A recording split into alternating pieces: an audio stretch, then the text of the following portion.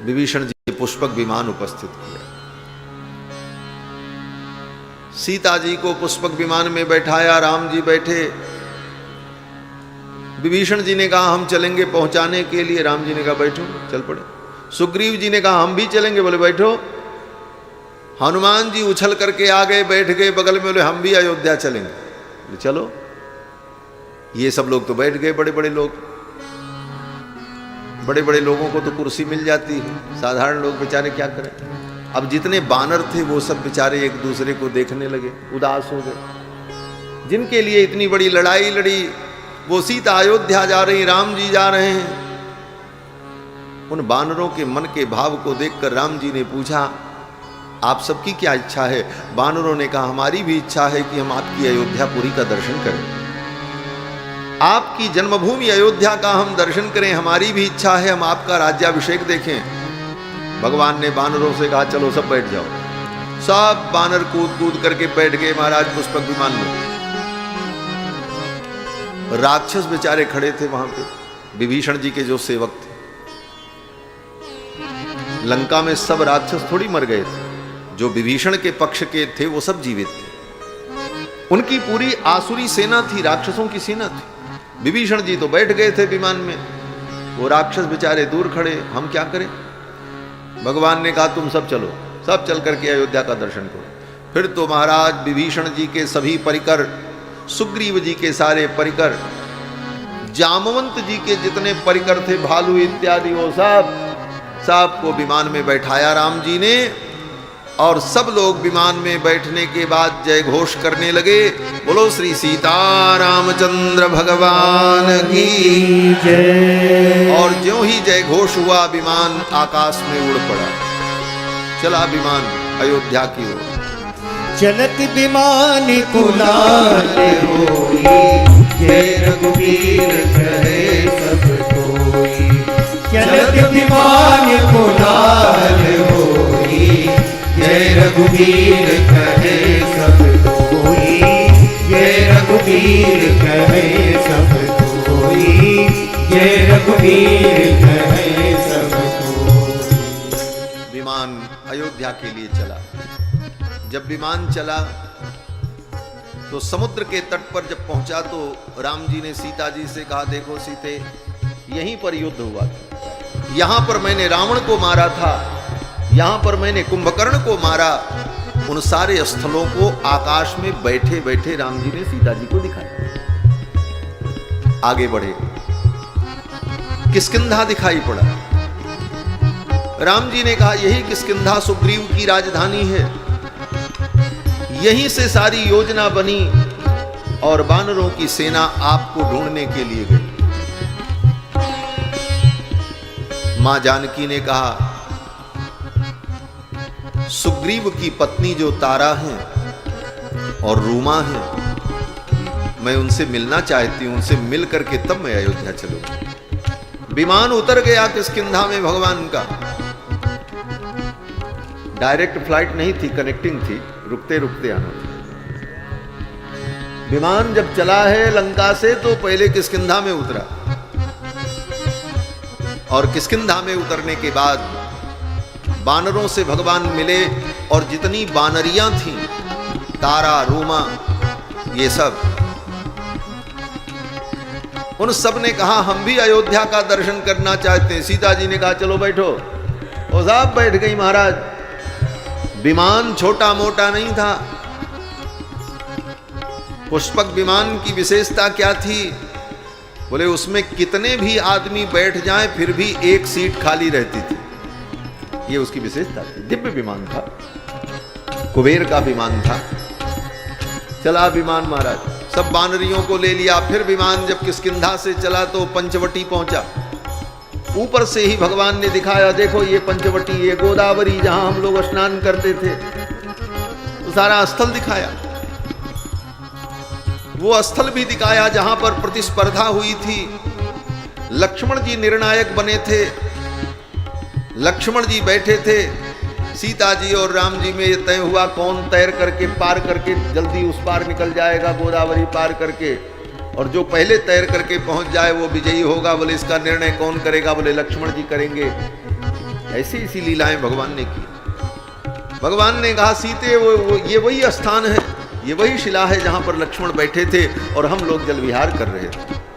उन सब स्थलों को भगवान ने ऊपर से ही दिखाया और फिर वहां से विमान चला तो चित्रकूट के ऊपर से होते हुए प्रयाग पहुंचा। जब प्रयाग पहुंचा त्रिवेणी का दर्शन हुआ। मुझे लगता है भगवान इसी रास्ते से गए होंगे, ऊपर से आपके बिंद के ऊपर से ही गए होंगे, दूसरा कौन रास्ता होगा। यही रास्ते गए महाराज।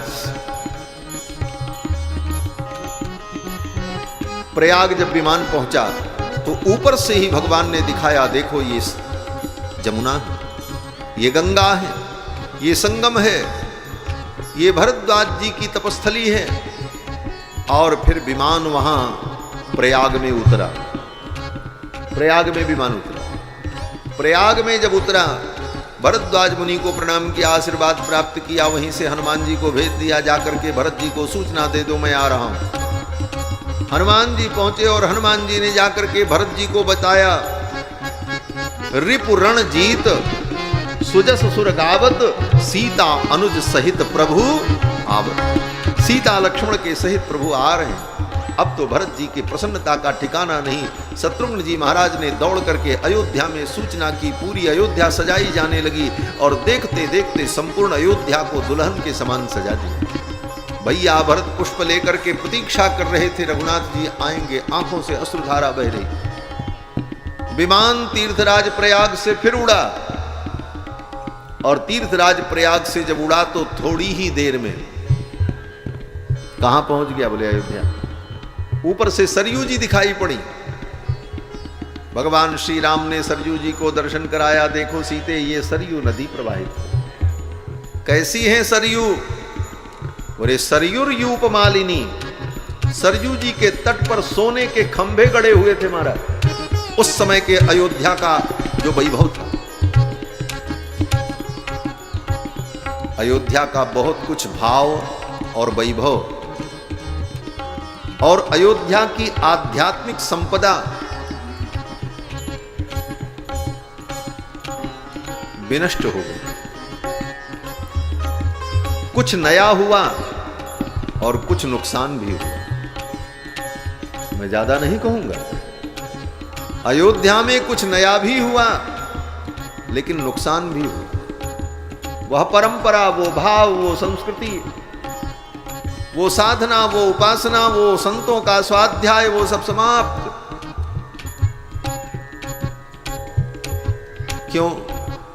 बोले अत्यधिक चहलकदमी के कारण, अत्यधिक लोगों के आवागमन के कारण वो सब चीजें तिरोहित हो जाती, सब जगह व्यवसायीकरण होने लगता है। उस समय की अयोध्या इतनी समृद्ध थी।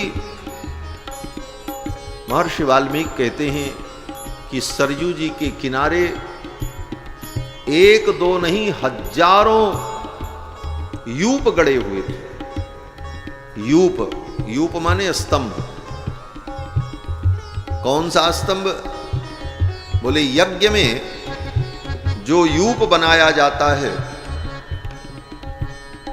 उस यज्ञ के यूप को स्वर्ण से मंडित किया जाता, सोने का उस पे पत्थर चढ़ता है। और सरयू के तट पर वहां के राजाओं ने कितने यज्ञ किए थे, उन यज्ञों का सोने का स्तंभ उसी प्रकार सरयू के तट पर गड़ा था। कोई उसको ले नहीं जाता था, वो ऐसे पड़े रहते। ऊपर से विमान में बैठे बैठे राम जी ने सीता जी को दिखाया, देखो सरयू के तट पर ये यूप जो गड़े हुए हैं कैसे लग रहे हैं, मानो सरयू महारानी यूपों की माला धारण किए हुए। सरयू यूप मालिनी। और फिर विमान सरयू जी के ऊपर से घूम करके नंदिग्राम आया और नंदिग्राम में विमान उतरा। और जब विमान उतरने लगा तब तक हजारों लोग आकर के यत्र तत्र खड़े हो गए और आकाश से विमान को उतरते हुए देख रहे थे। जैसे आज किसी गांव में हेलीकॉप्टर आ जाए तो गांव के लोग अपना काम छोड़ करके दौड़ते हैं देखने के लिए, भाई कैसे उतरता है, क्या होता है। उसी प्रकार हजारों लाखों लोग वहां एकत्रित हो गए। भगवान रघुनंदन का विमान नंदीग्राम में उतरा। भगवान विमान से बाहर आए। भरत जी ने ले जाकर के पादुकाओं को उनके चरणों में अर्पित किया, पुष्पांजलि की, प्रणाम किया। राम जी ने भरत जी को हृदय से लगाया। फिर सभी भाई परस्पर एक दूसरे से मिले और फिर गुरुदेव वशिष्ठ की आज्ञा हुई।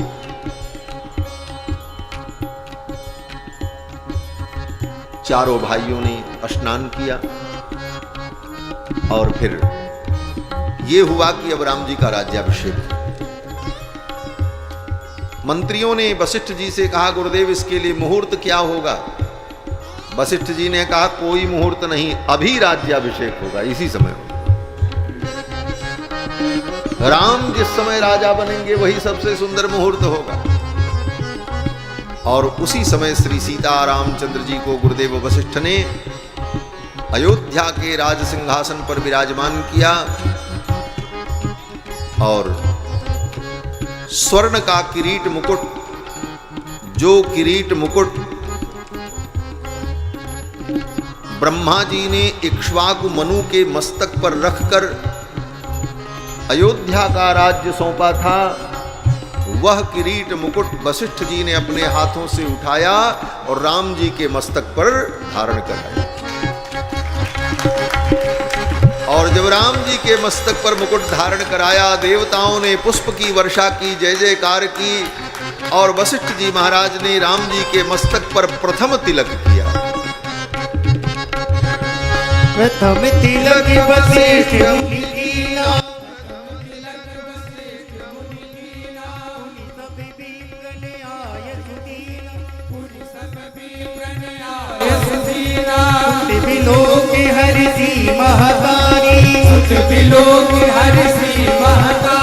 बारी बारी आरती उतारी, बारी बारी आरती उतारी। विप्र दान विविध विधि दीने, विप्र दान विविध विधि दीने। याचक सकल याचक कीने, याचक सकल याचक कीने। सिंहासन पर त्रिभुवन साई, सिंहासन पर त्रिभुवन साई। तेज सुरन दुंदुभी बजाई, तेज सुरन दुंदुभी बजाई। तेज सुरन दुंदुभी बजाई, तेज सुरन दुंदुभी बजाई। नभ दुंदुभी बाजई विपुल कर, दर्द किन्नर गावै। नाचहि अप्सरा वृंद परमा, नंद सुर मुनि पावै। भरतादि अनुज विभीषणागत, हनुमतादि समेत देव चावर गजानन धनुवति। चर्म शक्ति विराजत, त्रिसहेत दिनकर वरन भूषण। काम बहु छवि सोई, नभ राम कर बर गाते अमर। पीत सुर मन मोहि, मुकुटा गदा विचित्र भूषण। अंग अंगन प्रति सगे, अम्बोज नयन विशाल मुर भुज। अंग नर निरकांगिते अंग नर निरकांगिते अंग नर निरकांगिते। ब्राह्मणों ने वेद मंत्र पाठ किया। गुरुदेव वशिष्ठ ने प्रथम तिलक किया। देवताओं ने पुष्प की वर्षा की, जय जयकार की। भगवान राजाधिराज बनकर अयोध्या के सिंहासन पर विराजमान हुए। भैया भरत चमर डुलाते हैं, लखन लाल जी छत्र धारण कराते हैं, शत्रुघ्न जी चमर डुलाते हैं, हनुमान जी चरणों में विराजमान हुए। सभी माताओं ने रघुनाथ जी को राज्याभिषेक की बधाई दी और फिर तो अयोध्या में उत्सव मनाया गया। गली गली में बधाई गाई जाने लगी। राजा बने रघुरैया, अवध में बाजे बधैया। और फिर अनेक प्रकार के विविध उत्सव हुए। पूरी अयोध्या में होली का दिव्य महोत्सव हो गया। बधाई बजी, लोग एक दूसरे के ऊपर रंग गुलाल पुष्प फेंकने लगे और राम जी का ये राज्याभिषेक महोत्सव, विलक्षण महोत्सव आनंद हुआ। स्वर्ग के देवता भी आकर के अंतरिक्ष में खड़े होकर राम जी के राज्याभिषेक का दर्शन करते हैं। बधाई। राज बने रघुरैया अवधि में बाजे बधैया, राज बने रघुरैया अवधि में बाजे बधैया, बाजे बधैया हो बाजे बधैया, बाजे बधैया हो बाजे बधैया, बाजे बधैया हो बाजे बधैया, बाजे बधैया हो बाजे बधैया, राज बने रघुरैया अवधि में बाजे बधैया, राज बने रघुरैया अवधि में बाजे बधैया, धन्य अवधिपुरी धन्य महाराजा, धन्य अवधिपुरी धन्य महाराजा, धन्य अवधिपुरी धन्य महाराजा, धन्य अवधिपुरी धन्य महाराजा, धन्य कुशिया मैया अवधि में बाजे बधैया, धन्य कुशिया मैया अवधि में बाजे बधैया, राज बने रघुरैया अवधि में बाजे बधैया, राज बने रघुरैया अवधि में बाजे बधैया, कौन लुटावे अन धन सोना, कौन लुटावे अन धन सोना, कौन लुटावे हाँ कौन लुटावे हाँ कौन लुटावे, कौन लुटावे अन धन सोना, कौन लुटावे अन धन सोना, कौन लुटावे रघुरैया अवधि में बाजे बधैया, कौन लुटावे रघुरैया अवधि में बाजे बधैया, राज बने रघुरैया अवधि में बाजे बधैया, राज बने रघुरैया अवधि में बाजे बधैया, रानी लुटावे अन धन सोना, रानी लुटावे अन धन सोना, रानी लुटावे अन धन सोना, रानी लुटावे अन धन सोना, गुरुवर लुटावे रघुरैया अवधि में बाजे बधैया, गुरुवर लुटावे रघुरैया अवधि में बाजे बधैया, बधाई हो।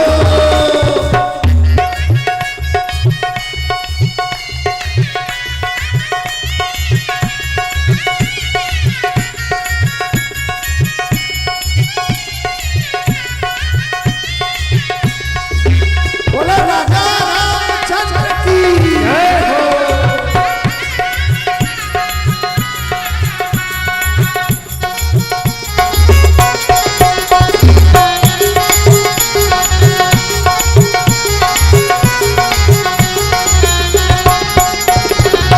बंदी जन बिरदावली गावे, बंदी जन बिरदावली गावे, जय जय जय राजा राम की सुनावे, जय जय जय राजा राम की सुनावे, जय जय जय राजा राम की सुनावे, जय जय जय राजा राम की सुनावे, फूल बरसावे तुरी रैया अवधि में बाजे बधैया, फूल बरसावे तुरी रैया अवधि में बाजे बधैया, हरे राजा बने रघुरैया अवधि में बाजे बधैया, राजा बने रघुरैया अवधि में बाजे बधैया, वेद मंत्र मुनि ग्रंथ पढ़ते हैं, वेद मंत्र मुनि ग्रंथ पढ़ते हैं, वेद मंत्र मुनि ग्रंथ पढ़ते हैं, मंत्र मुनि ग्रंथ पढ़ते हैं, गलियन गलियन बात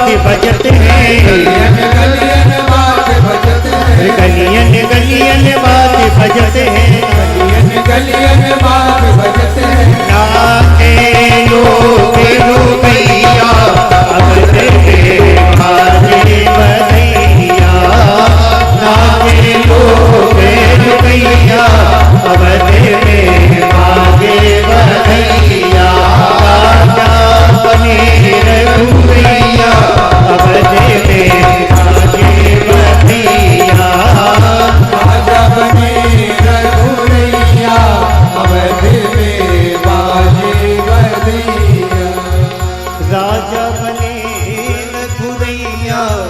अवध में बाजे बधिया, राजा बने रघुनैया, अवध में बाजे बधैया। बोलो श्री सीता रामचंद्र भगवान की जय। भगवान श्री राम का दिव्य राज्याभिषेक हुआ। इसके बाद 11,000 वर्ष तक भगवान श्री राम ने अयोध्या के सिंहासन पर विराजमान होकर प्रजा का पालन किया।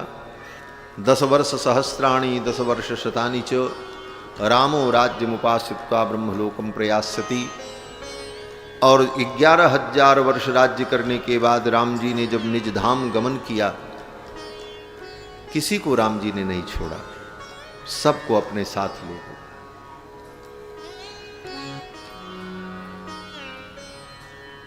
सारे अयोध्यावासी को अपने साथ ले गए। जो आपका होगा आप उसे नहीं छोड़ेंगे, और कहीं अपनत्व में कमी है तो परिस्थिति और कारण बता करके व्यक्ति उसे छोड़ करके चला जाता है। बाद में आपको ले चलेंगे, अभी व्यस्तता में है, थोड़ा जरूरी है। लेकिन राम जी ने किसी अयोध्यावासी को नहीं छोड़ा, क्योंकि अति प्रिय मोही यहां के वासी। अयोध्यावासी राम जी को इतने संपूर्ण अयोध्या को लेकर के गए, यहां तक कि अयोध्या की तृण घास लता गुल्म भी नहीं बची, एक घास नहीं बची महाराज, सबको लेकर के भगवान बैठे। आज तक के इतिहास में जड़ चेतन समस्त प्राणियों पर कृपा करके उन्हें भगवत धाम प्रदान कर देने की ये विलक्षण लीला श्री रामावतार में राम जी के द्वारा हुई।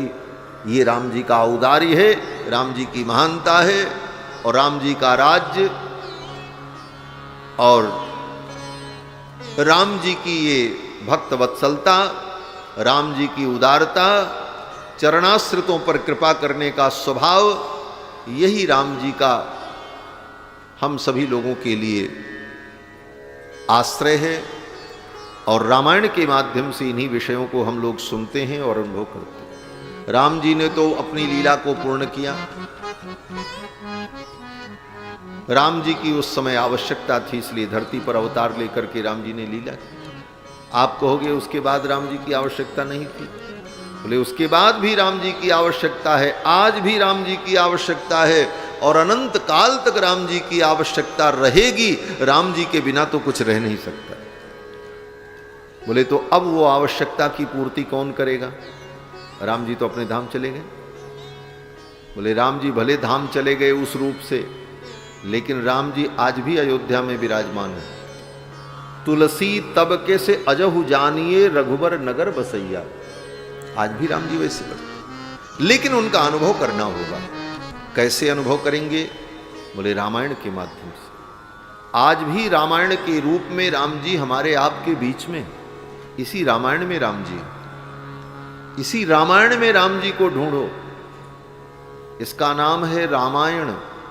रामायण का मतलब रामस्य अयनम, रामायणम।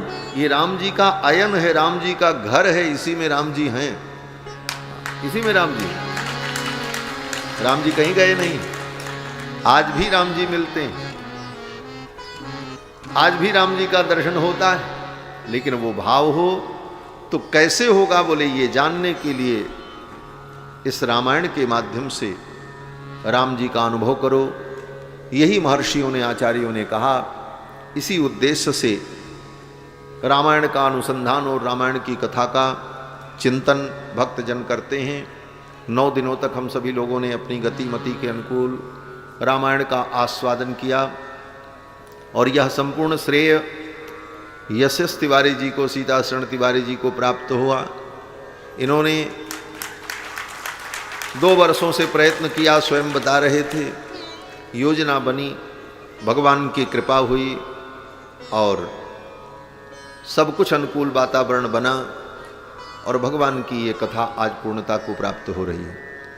इस कथा में विशेष रूप से दीनानाथ शास्त्री जी का भी योगदान, कि वो इसके मध्यस्थ बनकर सूत्रधार बन करके इस बात को आगे बढ़ाया उन्होंने। और बीच में तो प्रयाग में ये स्थिति थी कि प्रयाग के पहले तो हमने अभी माघ मेला प्रयाग के पहले एक बार मना कर दिया था कि कथा नहीं हो पाएगी। किन्हीं कारणों से स्वास्थ्य भी बहुत अनुकूल नहीं था। मुझे लगा कि लगातार कई कथाएं हैं, कहीं ज़्यादा समस्या न उत्पन्न हो, इस कारण से मैंने कहा। लेकिन फिर माघ में जब आप पहुँचे, भेंट मुलाकात हुई, फिर बात हुई, फिर कहा चलो भगवान की कृपा निश्चित होगी, और हुई कथा और आज पूर्णता को प्राप्त हो रही है। तो किसी अच्छे कार्य में अनेक प्रकार की समस्याएं आती हैं और स्वाभाविक रूप से आती हैं, लेकिन भगवान का नाम लेकर आगे बढ़ें तो समस्याएं अपने आप दूर हो जाती हैं। आज